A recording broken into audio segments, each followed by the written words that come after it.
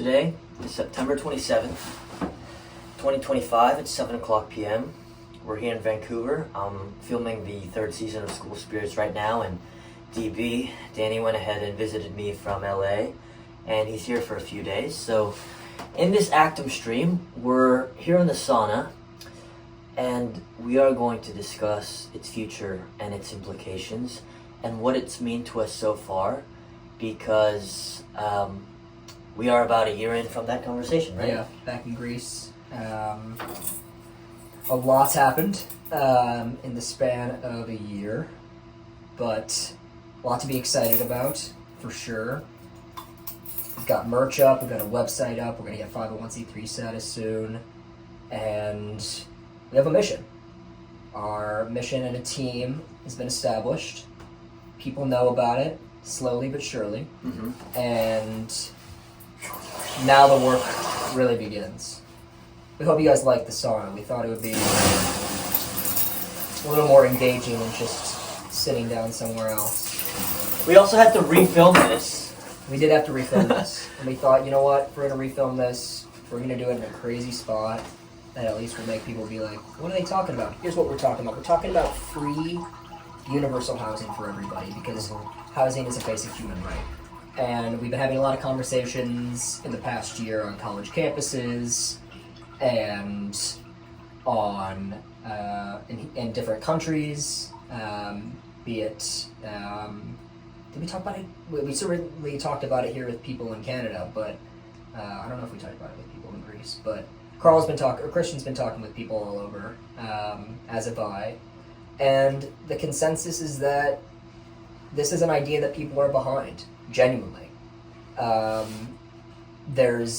It ranges from everything from 110% support to 100% support, but hesitancies on how we're going to make it happen, to I don't think you guys can make this happen at all. Although that's very rare. To be honest, for the most part, people want to see this happen. They just want to, they're looking to us for answers on how to make it happen. That's part of what we're doing. Yeah, I feel good about where we're at.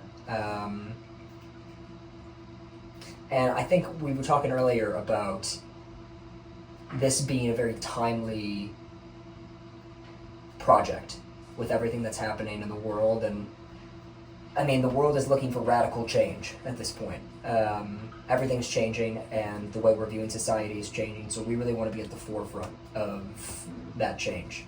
So as AI ushers in a new era, we want to be part of that, and we want to integrate with AI to find the best ways to bring this mission to life, because if it's not now, it's never, in terms of people being ready for an idea as revolutionary as this and radical as this.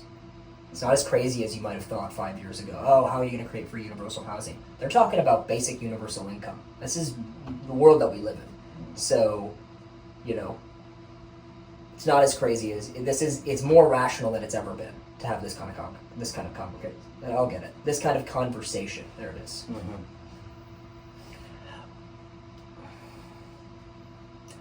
From the people that we've spoken to in Canada, like the baristas that we tell, or the Uber driver, they respond to it pretty positively.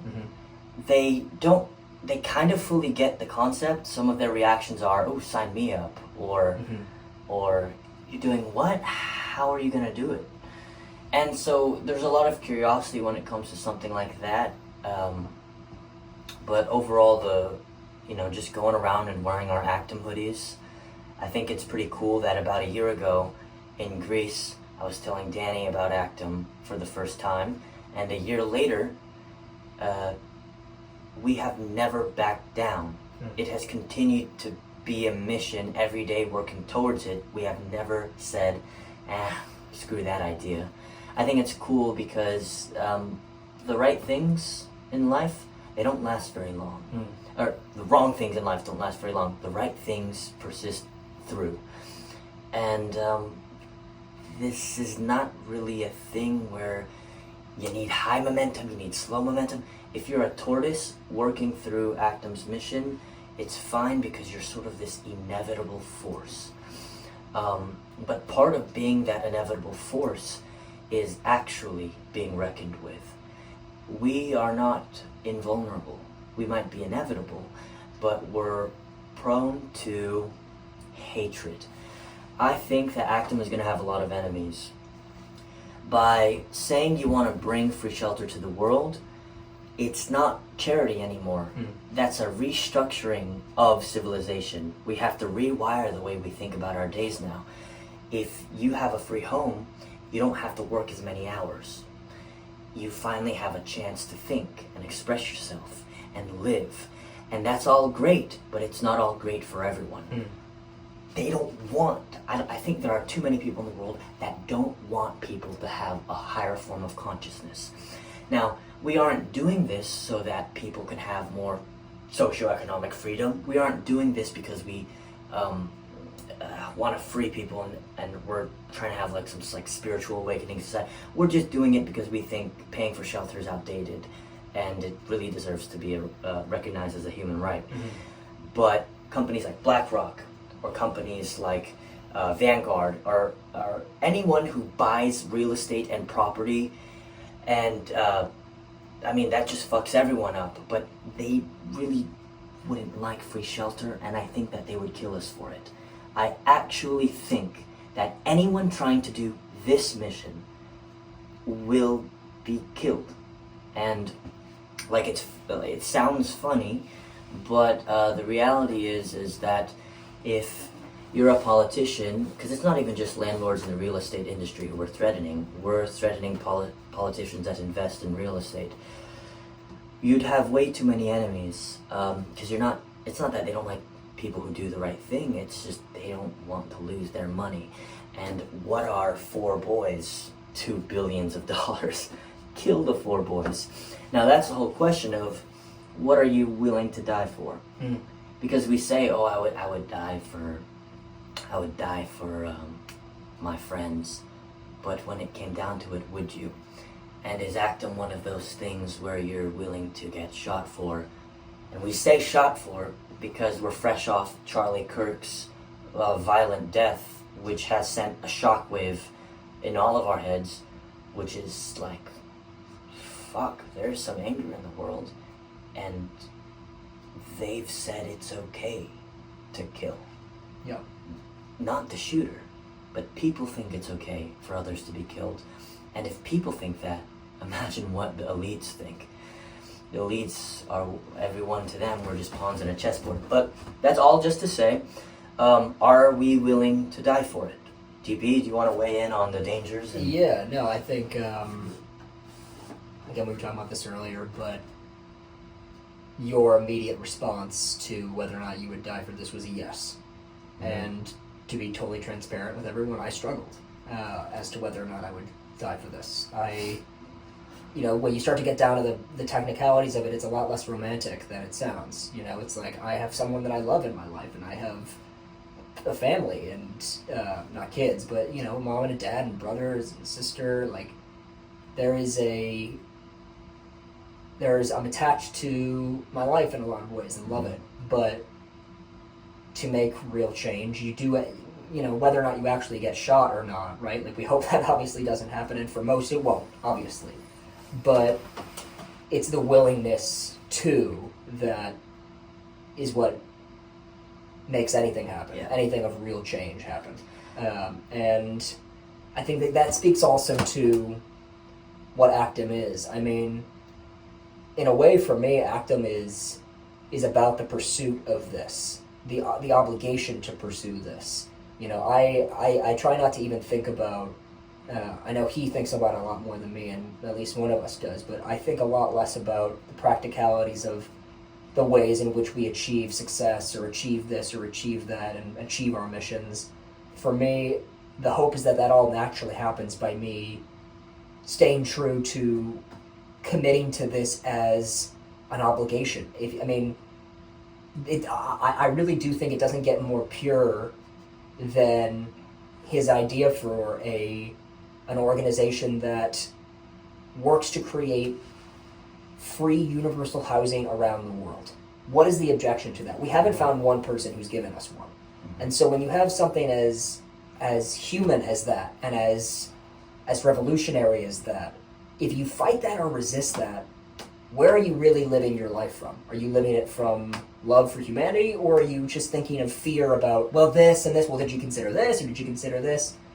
No, my job is to pursue what's good, and Actum is good, and people know it, and you see it in their eyes when it's brought up, and we have an obligation to pursue the good, and I hope that, if nothing else, that's what brings you on board. Whether or not you're convinced about the logistics yet, fine, we'll get you there, but stay with us if you feel an obligation to try and pursue an objectively good thing for humanity.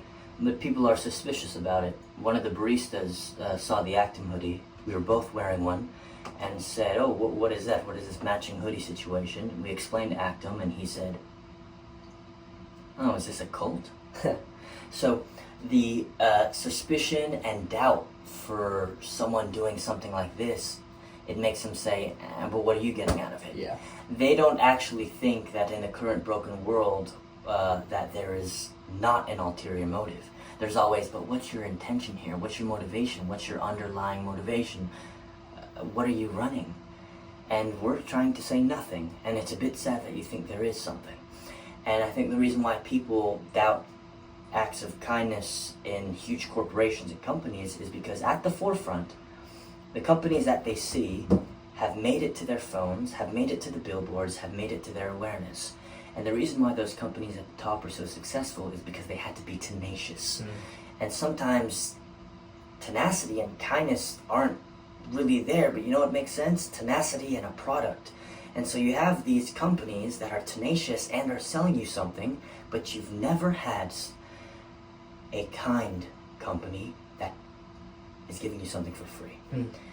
And not just the poor or the ill or the dying, but the alive and well. It's for everyone. So of course it's like suspicious, but it shouldn't be. And it's kind of cool that your reaction is suspiciousness, because it's our job to prove them wrong, right? That's right. Now let's talk about, and I have a paranoia, so I'm gonna check to see if it's still recording. Yep, we're 12 minutes in. The fogginess of it. Yep, all good. Okay. Actually, let's check the fog currently. Oh yeah, you're pretty clear. Great. Yeah, you look good. Just some technical assurances, guys, as we are filming this out of a sauna. So, the most recent criticism that I've received is we are using the S&P 500 to generate returns in order to build apartments. That has always been my idea because it's like farming money. That's how the rich stay wealthy. They don't put their money and hoard it in a 0% interest bank account. They put it into the stock market that last year did over 20% returns. So, if we do that, what's wrong? Well, these are corrupt companies, and I wouldn't say there's anything inherently wrong with capitalism, but they are companies that thrive off of your suffering. Corporatism at this point. Yeah, corporatism. And so by using their wealth and their stocks and funding investors, is it wrong that that's how we build homes, using the S&P 500, the top 500 companies in America?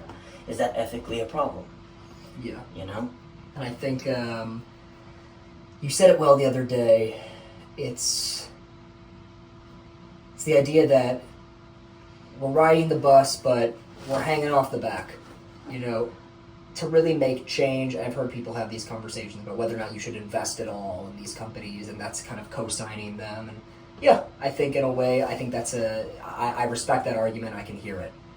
But I would counter with, if you ever really want to make change, the rules of the game are the rules of the game, you know, and not to, you know, say that we are currently on the scale of what I'm about to bring up, but the U.S. partnered with the Soviet Union to beat the Nazis in World War II. You know, I think you get what I'm getting at. There is sometimes you have to play the game as it is, and I'm not arguing for the morality of the U.S. right now, certainly not right now, nor am I arguing for the morality of the Soviet Union, nor the Nazis. I'm making the argument that to make change, sometimes Sometimes you have to play within the game for as long as you have to play in the game until hopefully the game is no longer the game, and you've now created an entirely new game for everyone to play out of. And the reality is, people have a problem with everything. If your grandma has all of her retirement money in VOO or QQQ, or the S&P 500, any ETF, is she a bad person that she's able to retire and live after the age of 65 on her IRA? Does that make her immoral? I think it makes her a person able to survive. And so to me, it's like there is no other way to guarantee generated income when donations dry up, because I don't think gazillionaires are just going to be giving to Actum all the time. And so to me, if you're in a desert and a group of people try to shoot you, and you hide under the rock, you get up from the rock, and you grab their bullets and you grab their gun, you're scavenging. To me, I don't know if you can do any good without at least taking their weapon, which is the stock market, and giving yourself water. It sucks that you have to do that. I know a lot of people believe in like a karmic spiritual energy of, well, this is bad blood money. I would rather invest stocks that are that don't, perhaps like Apple, have underage minor Chinese factory workers making my iPhone. But I'm looking at numbers, and I think that it's okay to use the stock market because it's our only option. I think it's a last resort. Yeah. And people will have a problem with that, but I think go ahead and have a problem with it.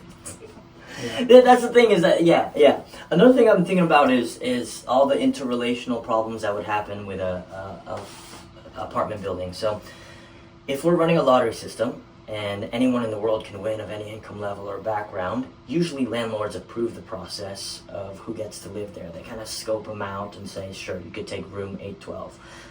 Now, if we're doing a lottery system and anyone can live there, there's going to be a lot of problems in these buildings because there's just a bunch of people. Now, we would obviously remove those who threaten the safety and the peace of these units. So, goodbye tenant, if you pose problematic issues, you'll be evicted. But I have to get over the mess of the apartments, because humans don't get along in general, and that's okay. We can't even drive. What is driving? Stick. It's okay. Oh, we got it. No, it's safe. Okay, good. Sorry guys, it said iPhone needs to cool down because it got too hot in the sauna, but we're continuing. Just talking about the rooms and how humans have a problem. Look, we're getting groceries. You're at the grocery store. All you gotta do is grab your food and go to the cashier, check it out, and leave. But why, if you go on YouTube, you search Walmart fight compilation, we have so many problems at just getting groceries. You can't even go to a parking lot and not have a problem with someone stealing your spot. We just have conflict all the time, okay? You have grand scale wars, but you got these little trivial mini wars at a place like a park. And in an apartment, of course, it's gonna happen. But that's the thing I just gotta get over that. Like, we're gonna have people that, I just gotta get over that. Yeah. Anyway, something that I wanted to throw at you, DB, is like taking this in a sauna with white robes. Yeah, kinda, is it like weird and ridiculous? I did think about, like, if we, as the leadership team of this nonprofit, eat at the Beverly Hills Hotel, will the world hate us? Because we are not taking salaries from this. We all have our separate jobs. We are using our own time to create something we believe in and think is really cool. But because you're in the lens of a charity, legally, people will be like, what the fuck are you guys doing in a fancy hotel eating food? Have we inadvertently disallowed and we removed our permission to enjoy nice things in life. I don't think so. I think if you were using the money of people donating to a cause for your own personal pleasure or enjoyment, yeah, absolutely. But for the money we make from work and from our jobs, Bernie Sanders is a multimillionaire. I think he probably goes out for some nice dinners. You know, he certainly flies on private planes from, you know, from speech to speech. And honestly, for the most part, aside from some criticisms you could make here and there, people understand that you can live a life where you can enjoy a nice dinner if you've worked for it and still be committed to an altruistic cause. I mean, it's the same thing with, I think, plenty of people involved in nonprofits still have nice dinners and still do things. Now there's a possibility for excess. I will definitely concede that at a certain point where that you can cross where it's like, okay, well, now how much is this? Almost an oxymoron of sorts of yes. Like, you know, this person eating at a nice dinner while encouraging this. And I think, I mean, I'm fine for that to be something that we are aware of, that we avoid over excesses of luxury so as to not be hypocrites in our cause. But as a blanket statement of whether or not you can enjoy a nice dinner or a nice meal even while pursuing this, I would say no. I would say no. Yeah. It's just like intuitively it rubs me the wrong way to find out, oh, the boys of Actum creating free shelter, eat caviar every night. But is that okay? It rubs us the wrong way, but look, for example, we are in white robes in a sauna in a hotel. Why? Well, I didn't pay for this hotel, nor did we pay for the robes, nor did we pay to rent this sauna. I'm shooting a show, and the studio pays for it because I'm an actor, and so we all live here in this hotel. Now, does that make me privileged? Does it? If I was working at Chipotle 3 years ago, and here I am, I booked a role, and we're at this, it's weird. But as a kid, I've always wanted to drive a Porsche. And now because we're doing this, does it make it unacceptable? You can't buy fancy cars because you could have used that money to buy a unit. I don't know what we signed ourselves up for, because to me, you're right. If we swipe the Actum credit card to freaking buy a company lunch, I would vomit. That's awful. But if you have your acting career and you use that money to buy a nice pair of shoes, and I use my money to buy Ray-Bans, what if your shoes were Balenciaga, and what if my Ray-Bans were Prada? $5,000. Yeah. I think, yeah. We're not giving, Actum is social justice, but it's not a charity in the sense that we've been conditioned to believe of, like UNICEF. We don't aid refugees in emergency crises. We believe philosophically and on a moral level, your apartment shouldn't have to be paid for. Does that mean we can't eat caviar? Well, I'd say the good news is you and I are people that don't eat caviar. I know, that's the thing. It's like, I just go back to the way in which you compensate for that is with an awareness of and pursuit of, moderation in your consumption or in your purchasing. I think your question of would it be okay for you to get a Porsche?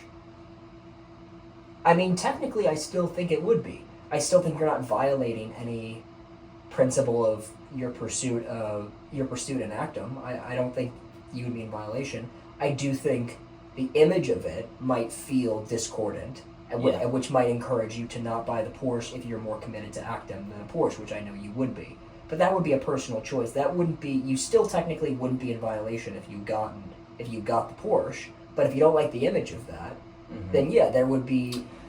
I can understand wanting to refrain. I mean, look, I'm already thinking, we're not guys who eat caviar, but I remember at this actor gifting session where you're invited in this room and a bunch of brands give you these gifts because you're hot off some movie.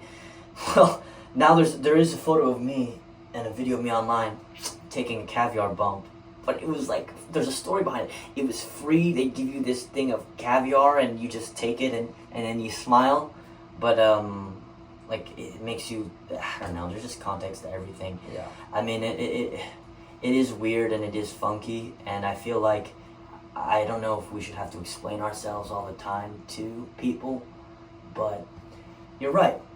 We aren't inherently people who do like such luxurious items. We like to travel, and we like to consume art. We aren't fashionistas, but say we added a fifth person in our team, who was? We had a discussion, me and Danny, talking about wants, desires in life, and the time we have to complete them. And I was telling DB, when you want something bad enough, you naturally don't want other things.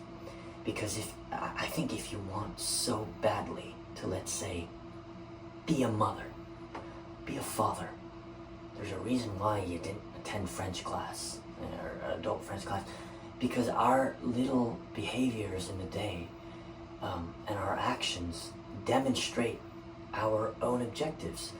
And if we are trying to do Actum, there is a reason why we're not at the Beverly Hills Hotel eating dinner. So I guess naturally, like in life, like whatever it is you want, like I don't think Canelo Alvarez, him trying to be just the best boxer he could be, is eating McDonald's. It just doesn't work out. Yeah. You know. So there's that. I don't know. I'm just. No. I'm. It's a fair question. It's a fair question. And I think, yeah, in our conversation of wants, my perspective is certainly a bit more balanced, but I also see where you're coming from, and trying to figure it all out for myself too. So I guess that'll be part of our journey as Actum grows as well. If we're talking 1 year plan, 3 year plan, 5 year plan, let me know, DB. But I see 1 year plan as the actual opening of the fundraiser. My goal is to have Actum on the media. I want news articles written about it. I want journalists talking about it. I want our content being posted into the world, because that visibility should be our goal. Everyone should know about Actum, from passengers on a bus to the bus driver himself. If I walk past someone on the street, I'm always thinking, how the fuck do I get them to know about Actum? And I think the first year really is that. And I think by the third year, we should be able to prove the model with a first unit, a duplex, a set of apartments. And by the fifth year, I think it's rinsing and repeating and continuing to prove that we can build units and house people in them. But yeah, that's my 1, 3, and 5. I really think we need a prototype model, and by the fifth year, I want us to use AI to figure out how the hell you can build the nicest apartment for less. Because the status quo right now is the best ethical place to live that's affordable is a boxable tiny home averaging at $30K. Can it be $10K? Can it be $5K? What can happen in the next few years? What does AI or AGI know about 3D printing and what materials we can use to construct a home? Anything could happen, and I just want to reduce the cost that it takes to build a home, but as we're saying, redesign that home into something possibly sick, right? Yeah, I agree, and I think kind of with the AI conversation, the AI theme, I was telling you about just this idea of the aesthetic that Actum can take, and people know cyberpunk of some kind is coming. You think the neon futuristic world you see in the media, and we have a sense that that's what's next. But if we can actually sort of reclaim that and and attach that to Actum and actually make that Actum's aesthetic in a less dreary and dreadful way, but given more coolness, for lack of a better term, and a more charm attached to it, then you actually kind of reframe the cynicism that would be associated with that into something positive. And I think that could do just a significant impact for everything else in terms of how the cynicism we have for so many aspects of things in our world. Exactly. To have it flipped on its head like that, and to know that it can be done perhaps for the other things that we're cynical about. Mm-hmm. If we're starting from scratch and we're architecting what shelter can be, the bed can fall from the ceiling. Are doors really that way, or can they be circular? There's already circular doors, but it could be anything, you know what I mean? And yeah, we do associate the sci-fi futuristic cyberpunk world as the black market, metal arms, cyborg people, lawlessness, chaos, but can the aesthetic of Actum be something positive? Can the future be not dark, scary, and full of madness, but can it be, our mission of fairness, justice, altruism, transparency? So, I have a fear of death, especially when there's something really exciting. I was telling DB that before, anytime I take a flight on an airplane, I'll be sending my screenplays or books to Surya. I'll email him a PDF and instructions on how to publish the work, because it's the only thing I care about. And lately I've just been feeling damn, we need that first fucking unit, because what if I fall down the stairs and die? Or what if I get into a car crash? I think when you're so paranoid about premature death, it means that you're onto something. And the excitement of doing this is really a drive right now. And I think part of the reason why it's so dangerous to people who want to suppress civilization and keep them enslaved is they're able to... we are all slaves if we are working low wages and do not have time to live for ourselves. They just don't get to call it slavery because now you have freedom. But to me, it's a form of control. And for having shelter be free is a way to kind of break away from that. But a lot of people won't like it. And the threat is not just the first unit, but that the four of us are walking around with a vision of what the future could look like. And if we know anything, it's the mind that's scarier, because it's the mind that changes the world and moves things forward. The mind is worth trillions of dollars. If there are 4 people walking around the world who are reimagining what the human species could look like, it's not that they're dangerous, it's just that they're powerful and they're a threat to the structures that we've been living under, and that is it's like poison to these guys. So anyway, that's what I think the threat of what we're doing is, but we hope that doing it is an idea that lasts and permeates throughout time, that even if we only build, let's say, 5,000 homes, the message of shelter being free exists in the world, and that there are kids who grow up and are told, there's a group of people that make apartments free. I guess you don't need to pay for shelter. That should be in people's minds. Anyway, is there anything that we talked about in the prior thing that we're missing here? No, I think we got it. If anything, we cut out some of us rambling to get, I think, hopefully a little bit more concise.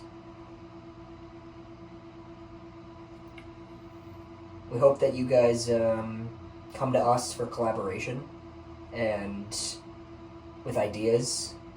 This is going to be a group effort, so we want to stay open to that. And yes, Surya mentioned that because we're trying to create the Actum lab, which allows people from different fields to be able to share innovative ideas on how to make this real, just in case they have something. And he said, let's go actually create a Discord server, and maybe it was because of the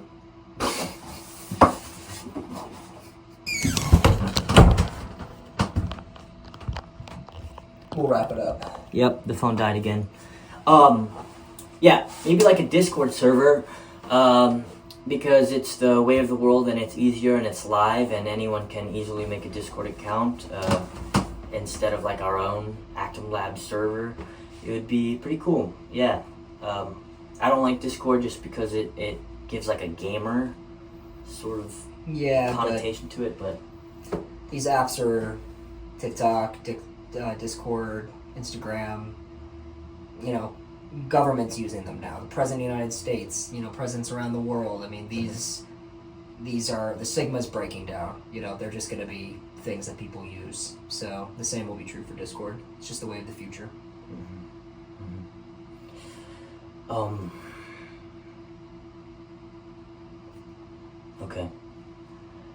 Okay. Well, I don't think there's anything left to say for now. I hate it. I think it's incomplete. I don't think it's incomplete. I think we've said everything there is to say for now. I mean, there's going to be more videos. There's going to be more to come. Stay tuned for more content. No, I'm not going to tell you that. But you know the drill. There's going to be more coming. And stick with us if you're passionate about this mission and about this idea. Stick with us. Cool. This is Danny. That's Christian. We are Actum. Thank you.